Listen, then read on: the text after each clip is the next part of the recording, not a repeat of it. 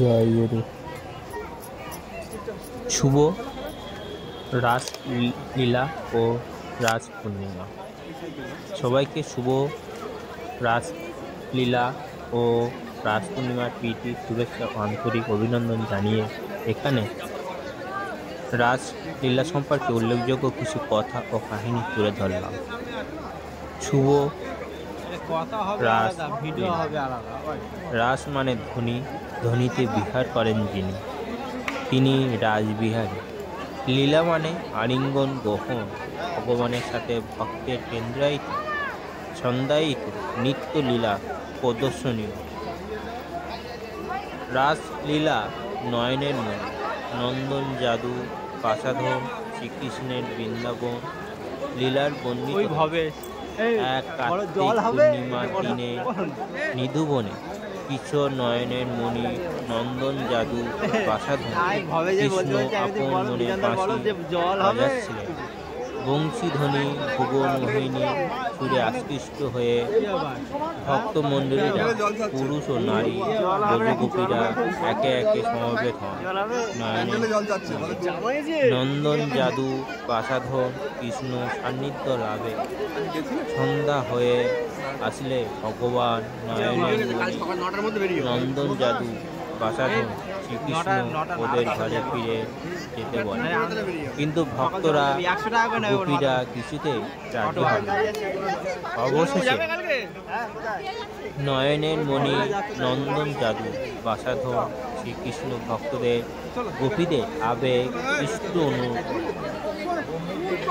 লীলায়িত ছন্দে নিয়ন্ত্রণ করেন।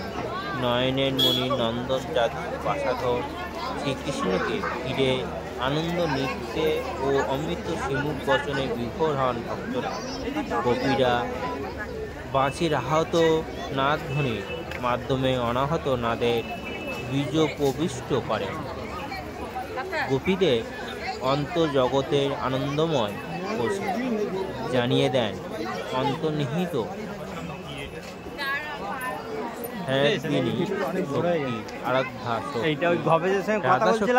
অথচ বেশিরভাগ কৃষ্ণ ভক্তগণ রাসলীলার নামে নয়নের মণি নন্দন জাদু বাসাধন শ্রীকৃষ্ণকে মানবী রাধার সাথে যুগলবন্দি করে।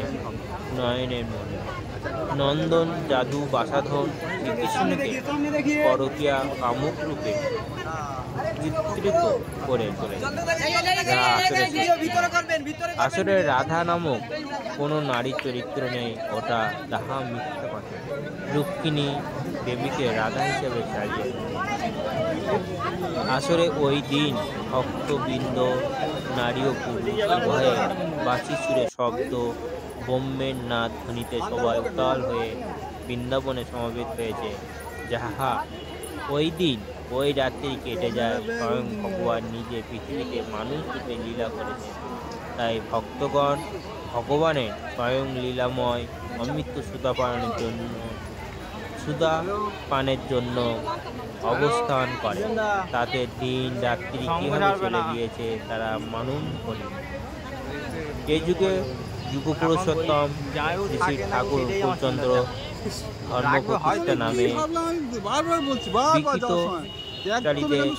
বিখ্যাতাচারীতে উদ্দেশ্য বলছেন ভগবান ইষ্ট ও ধর্মের মৌখিক স্তুতির ভিতর দিয়ে যারা ধর্মবিরোধী কাজ করে তারা হল সবচাইতে বড় শয়তানের দূত।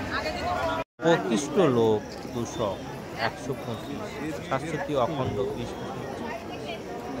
অনেকে শ্রীকৃষ্ণকে মানে, গীতা মানে, অথচ বর্ণাশ্রম মানে না। গীতাকে কি ব্যাখ্যা করেছে এই দোহাই, কিন্তু গীতার বক্তা শ্রীকৃষ্ণের জীবন ও বাণী দেখে চতুর্থ বর্ণ সম্বন্ধে তার মত আমরা কি বুঝি, এ সম্বন্ধে কোনো ব্যাখ্যার প্রয়োজন হয় না। গীতা শ্রীকৃষ্ণের জীবনে জীবন্তভাবে গীতার প্রত্যেক বর্ণে যাবে না কি ওটা আসলে ওটা কি হচ্ছে স্বভাবজ কর্ম সম্বন্ধে স্পষ্টভাবে উল্লেখ করা আছে। আলোচনা প্রসঙ্গে 14/100। কেষ্ট ঠাকুরের জীবনটা দেখেন, ব্রাহ্মণ পণ্ডিত সবাই তাকে পুরুষোত্তম জ্ঞান পূজা করতেন, কিন্তু তার এত বিয়ের মধ্যে একটাও বামুনের মেয়ে নেই। সমাজ সংস্কৃতির জন্য তিনি বর্ণাশ্রম বিধান কাঁটায় কাঁটায় মেনে গেছেন। আলোচনা প্রসঙ্গে 7/50।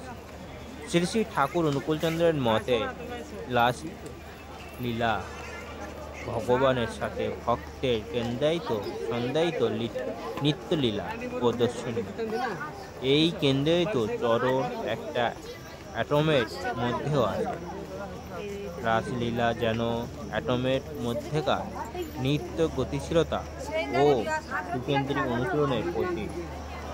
রাস মানে ধ্বনি, আর ধ্বনিতে বিহার করেন তিনি রাসবিহারী।